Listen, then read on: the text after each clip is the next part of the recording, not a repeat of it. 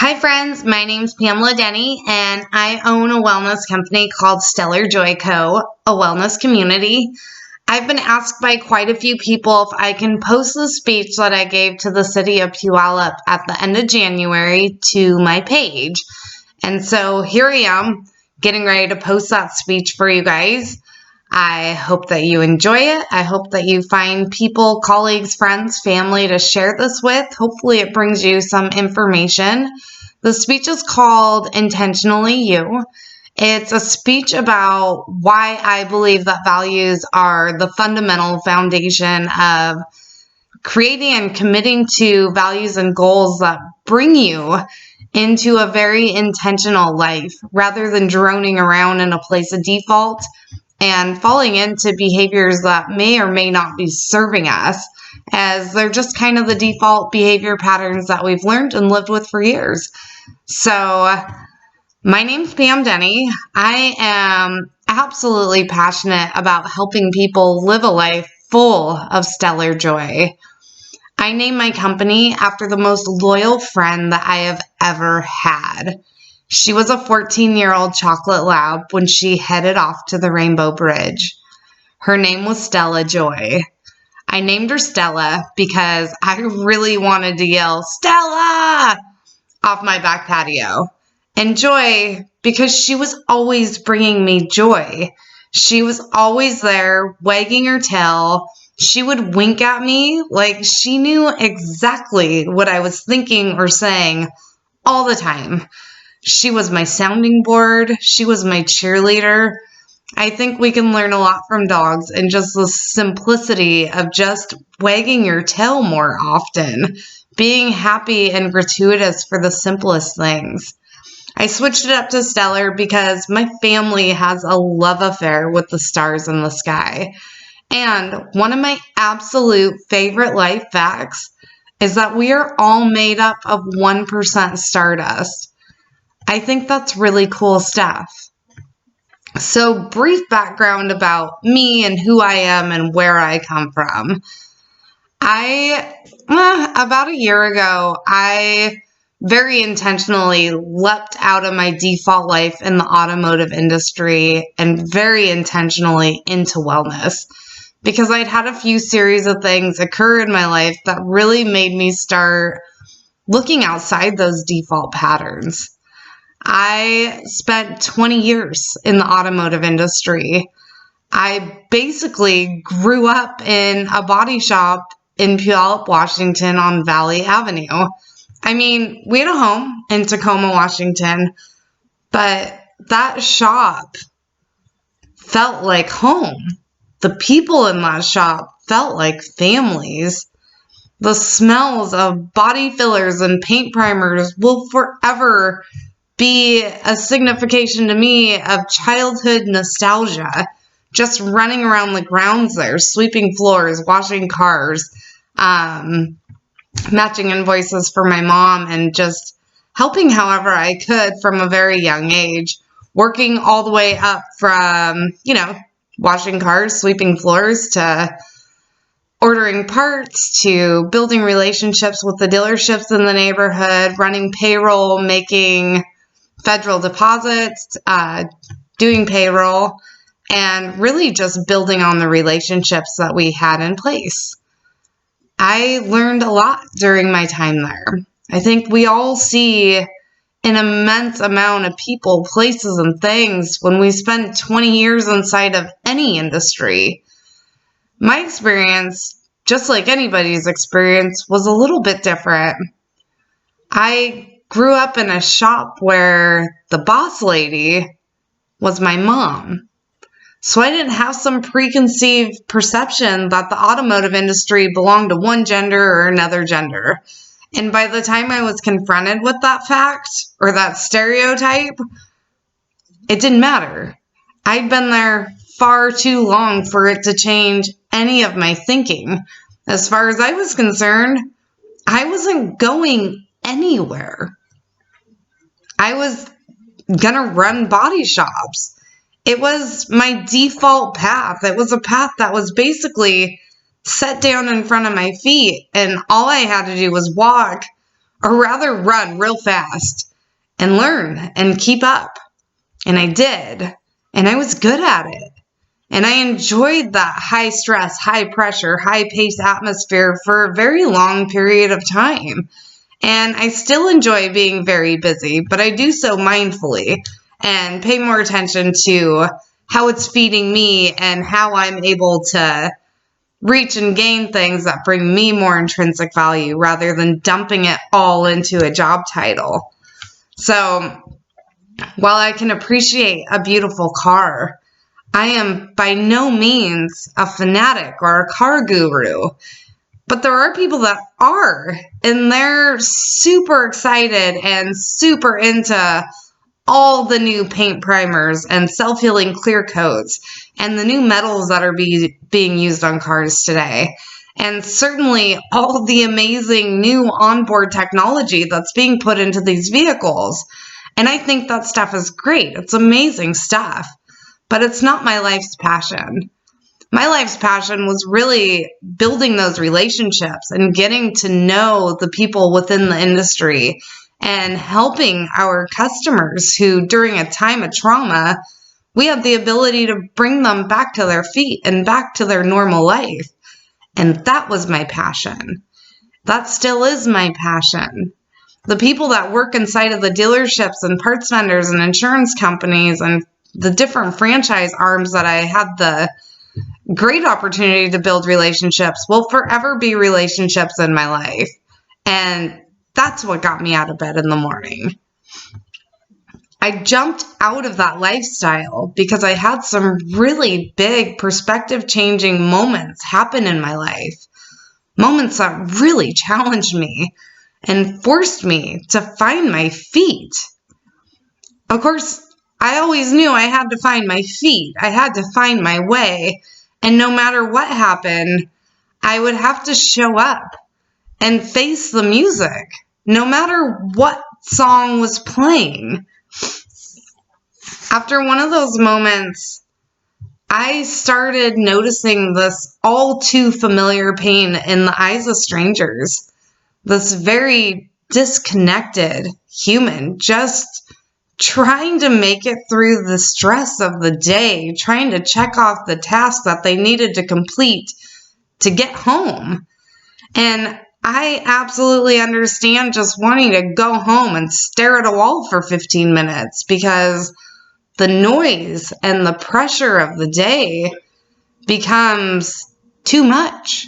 And so we need a little bit of quiet in our lives. And I had to learn to build boundaries around that. I had to come home and seriously just decompress and turn the noise off and just be. And it takes a lot of work to understand that that's something needed in order to continue going and growing. We all have people that we get out of bed for in the morning. We all have people to answer to. We have people in our lives that push us and support us and challenge and influence us to constantly be better versions of ourselves. Those people are real important people. I want you to take a couple moments and just consider who the top 3 to 5 people are in your circle. The people whose opinions matter to you the most. The people you'd be willing to take a leap of faith for. The people who encourage you to constantly become better. Who are those people? You can write down their names or just hold them in your mind.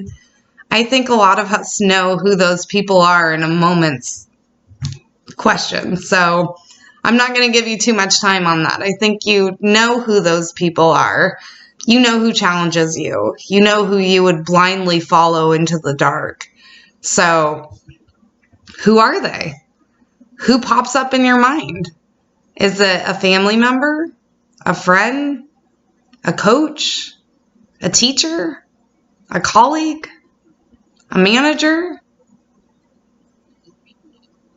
How many people put themselves on that list?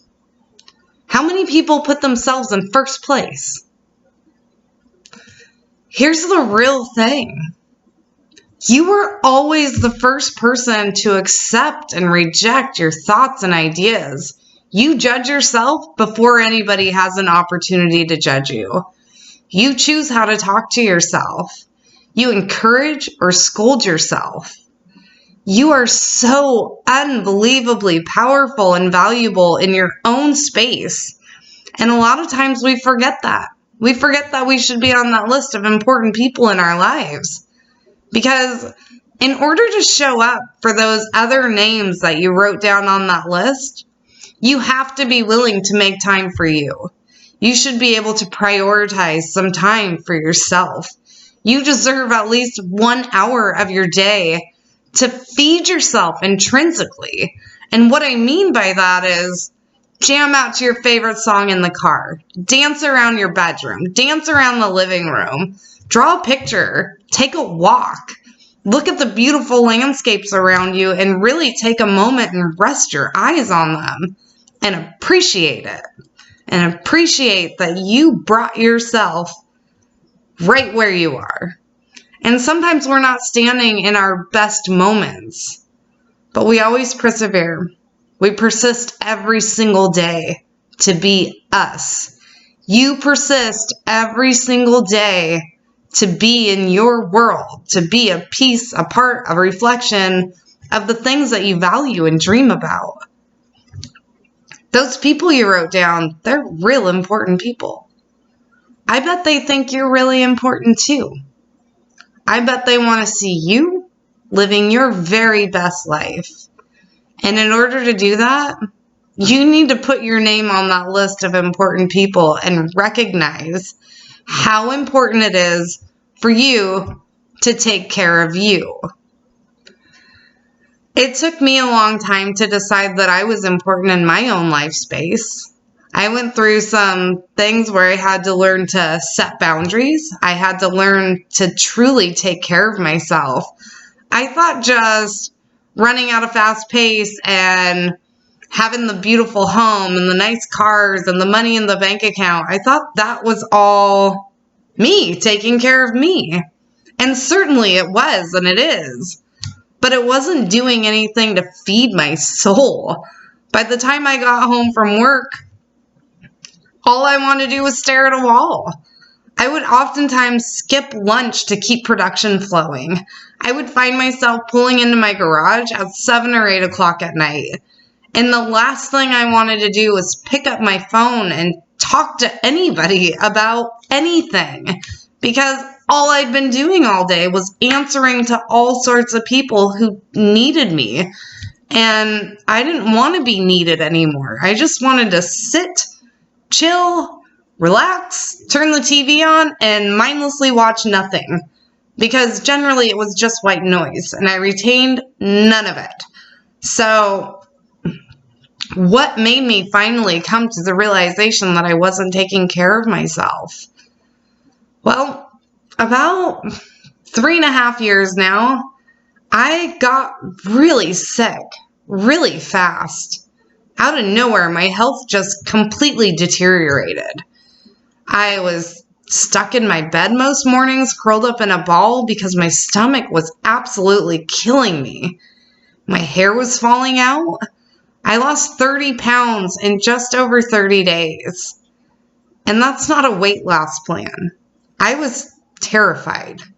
It was frustrating. I felt absolutely horrible. I felt out of control of my own self. I'd been living in stress that had been normalized for so long that I didn't even realize how stressed out I really was.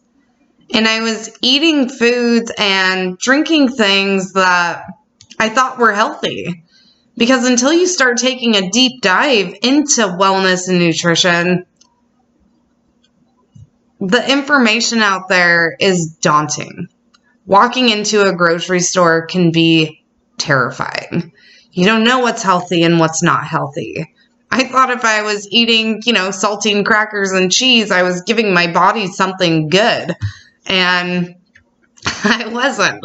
So I wasn't aware of things that I needed to be putting into my body to take care of myself.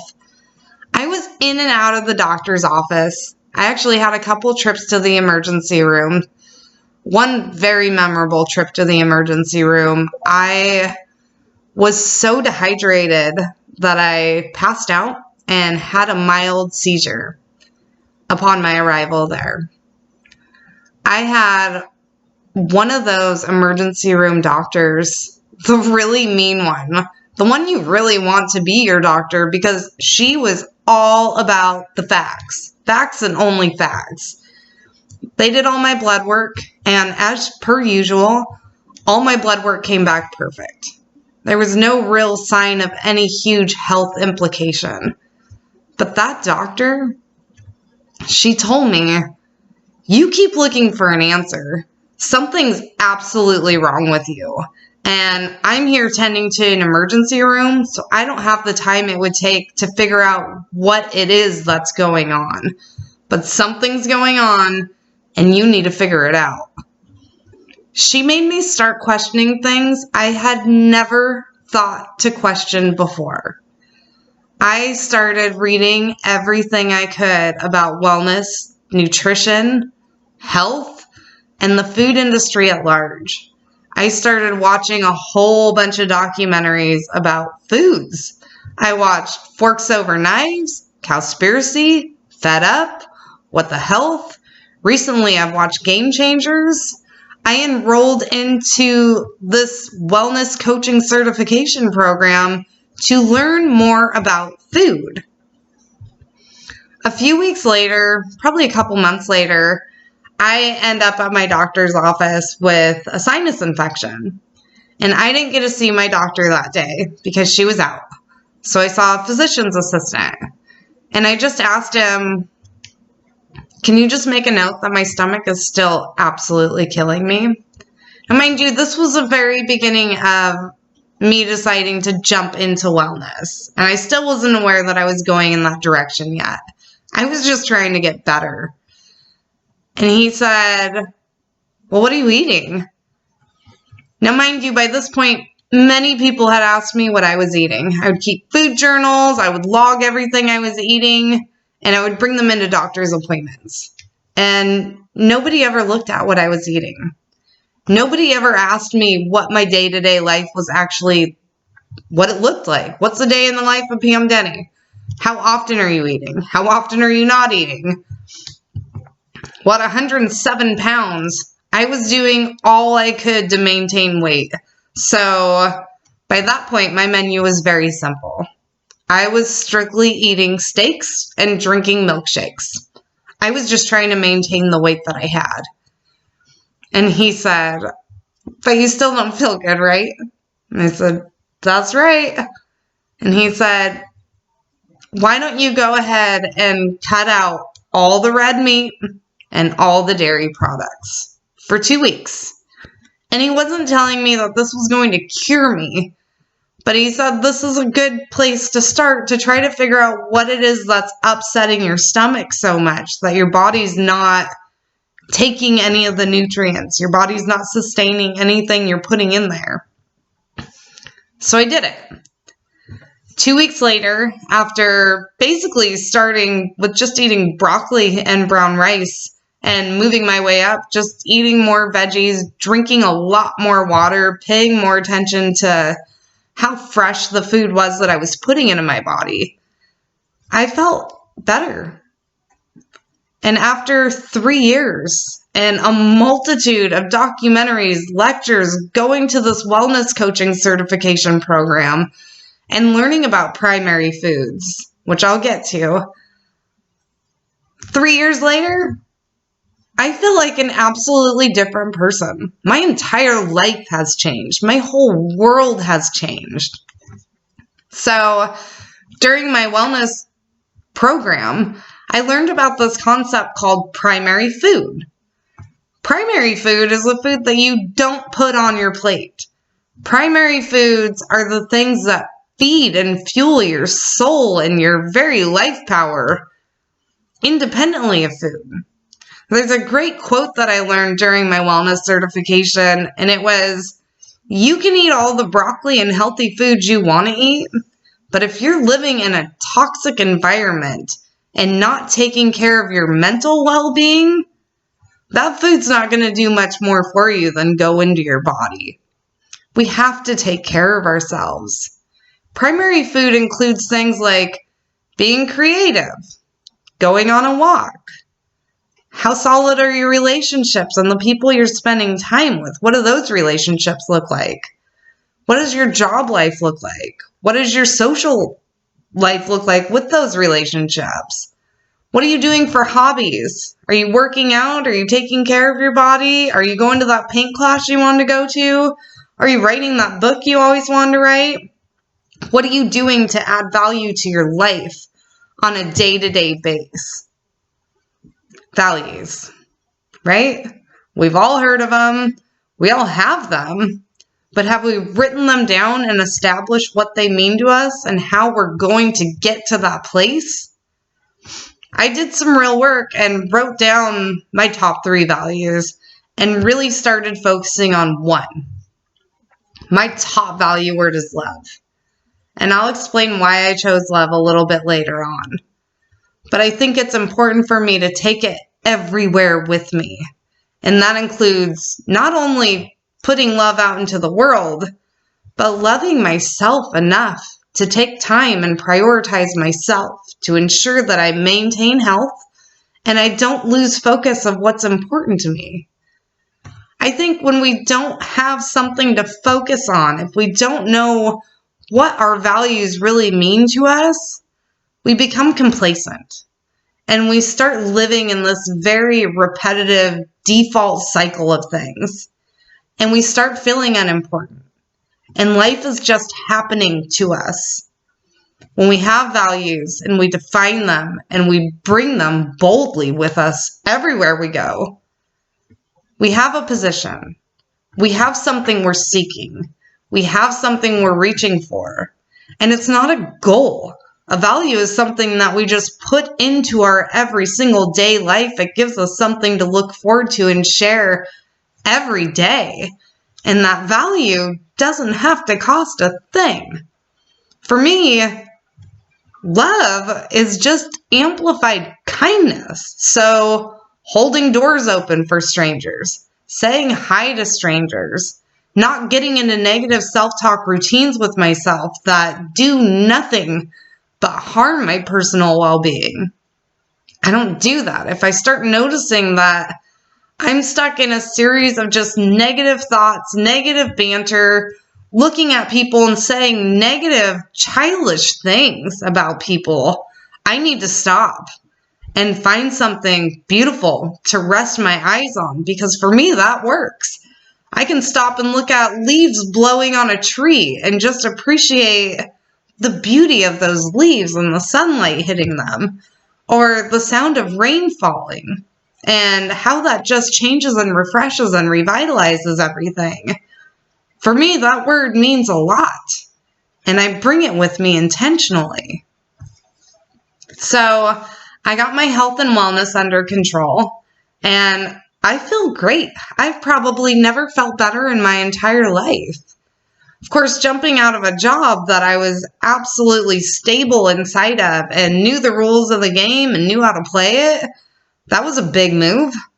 It was a scary move. It was a very intentional move. But once I made the decision that helping people recognize their own personal value, to help people see the stellar joy that is out there for all of us every single day, when I decided that that was more important than repairing a car for me personally, everything else just kind of started falling into place. I started really looking at my life and who I was spending time with, and that's a journey. I think when we become intentional and we start changing our behaviors, sometimes it feels like we made the wrong choice, because everything starts getting very real if we're really willing to be very honest with ourselves and truly self-reflect on what's happening, why it's happened, how I've allowed things to happen, or how I've made things not happen. It's been a journey. It's been a beautiful journey. It's had its ups and downs. I've certainly had moments of self-doubt and moments of failure, which I think are beautiful milestones. You can't learn something new without being willing to be vulnerable enough to fail, to be vulnerable enough to ask a question that might seem silly to somebody else. I mean, I grew up in the automotive industry.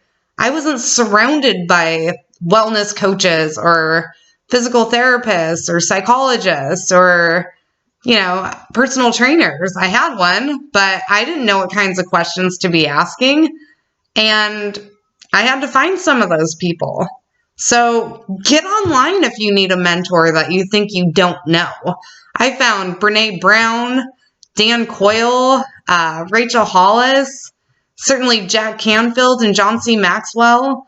I have people that have entered my life years ago and been able to reconnect with those people and start asking questions of them because they are inspirational mentors. And I just wasn't in a place where I felt comfortable asking questions that would signify that I was failing at this place in my life. So if you don't think you know a mentor, they're all over online. Find one. One other thing that's had a very huge impact on my life and my perspective on life is losing touch with my brother to an addiction. My brother and I used to run that body shop together. We were the dynamic duo. He loved the cars and I loved the people. So we worked very well together. But at some point, he got lost in his own story and the stress and the weight of things. And, I don't have a real answer for exactly what happened and why he chose to turn to drugs. But I know that he felt defeated and I know that he felt unimportant.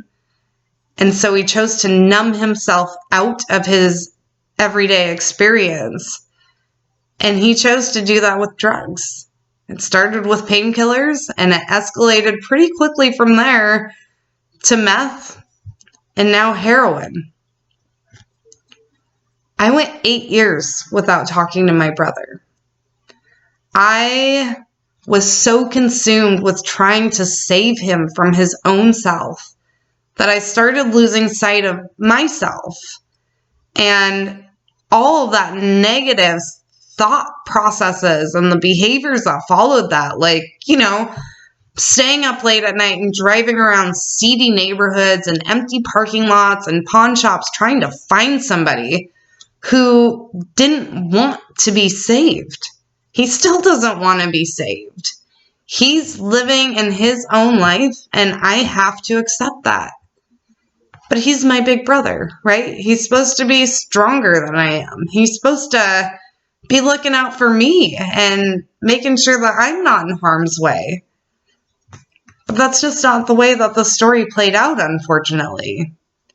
My brother was one of the most charismatic, intelligent, loving people I knew. He was one of those people that people would fall in love with right away because he would really hear you. He would really see you when he was talking to you. And when I was having a day and being moody, he would just call me out on it in the funniest of ways, and we'd get back to life pretty quickly. He's the guy I want to call every time something huge happens in my life. He's the empty seat at my family dinner tables and gatherings. He's just not an option right now. But when he did reach out to me in 2018, he reached out to me when I was just starting to feel better. I was learning about primary food. I was setting values and boundaries and things of importance to me. And I had enough life energy to share with him. And so I did. I went and picked my brother up from a crack house. I didn't know it was a crack house when I was heading there to pick him up. But when I got there, it was pretty clear what it was.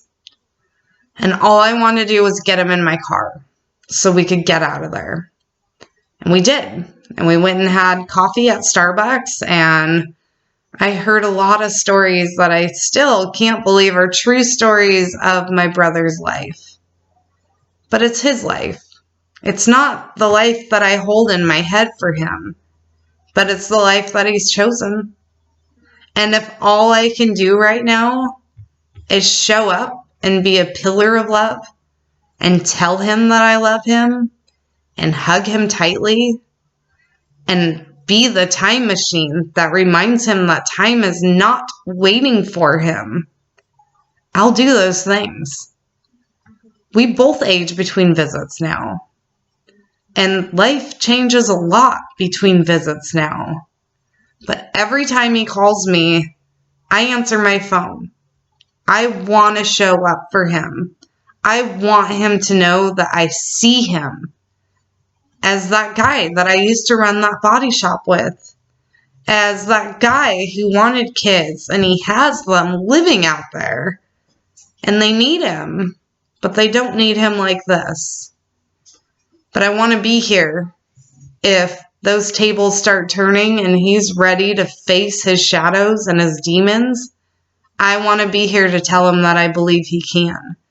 Because if somehow the tables were turned, I would hope somebody would show up for me. Here's a really important thing that I learned about emotions and choosing to numb ourselves when life starts hurting us too much. When we choose to numb ourselves, when we choose to just go quiet because life is hurting us, life is harming us in ways that we don't know how to deal with. When we truly go numb, we give up every opportunity to be happy. So not only are we taking away the pain, but we're taking away our ability to feel joy, to remember we're loved, to see the beautiful things that are out there in the world waiting for us. And that's huge. I think I certainly had moments growing up where I thought, I'm doing a bang-up job of numbing myself out of the situation entirely. And to learn that I was absolutely giving up on being happy when I chose to go numb made me realize, well, I have to face this. And if that means sitting on my bathroom floor and sobbing my eyes out, then that's what I'm going to do. I'll light a candle, put on a playlist, and really just be there and accept what's happened and accept my responsibility in what has happened and be accountable for those things. But recognize that I'm human and I'm going to make mistakes. And this probably won't be the only one. So I needed to learn to forgive myself. And then move forward by making the changes that I was able to change, by apologizing to people that I needed to apologize to, by looking myself in the mirror and saying, you know what, kid? You really messed up that one, but you won't do that again. So here's to learning. Cheers to standing back up on our feet and facing the music. We have to learn to do that in a very healthy way. You see, when my brother was going through his addiction, and he still is, I was going to funerals of childhood friends and burying people who I grew up with. Beautiful, talented, loved, supported people. And we're burying them. I don't know why. I don't have the question or the answer as to why. But I know it happened. And it was really distorting. And many of those people, it was just one wrong moment, one wrong decision, the wrong place at the wrong time with the wrong people. And that's how fragile life is. So please remember how important you are. Please be willing to see people when you pass by them. Be kind, share love, find your value word, and take it with you boldly everywhere you go. Because you matter. And the people around you matter, and they need you. You have to be persistent in being who you are in order to fill your life space with the things you want to see. And we have the power to create things we want to see by choosing to focus on them and bring them with us and share them with people that matter, those 3 important people on your list. As a coach in the past, I've challenged participants at workshops and speeches like this one. And generally, I take roses and I tag them up and write some little kindness words on them, spreading kindness, passing forward kindness. I see you, stellar joy, be it, share it, create it. And I challenge people to give that rose to a stranger. I challenge people to remind themselves and other people that they are seen, that there is power in kindness, that we need each other. You persist to be you every single day, guys, and the world needs your magic. So find a way to spread some kindness, share a smile, show people that you see them and you appreciate them, because that is our very human responsibility to one another. This is my story about why I left a very comfortable 20-year-long position in the automotive industry and headed over to the wellness industry.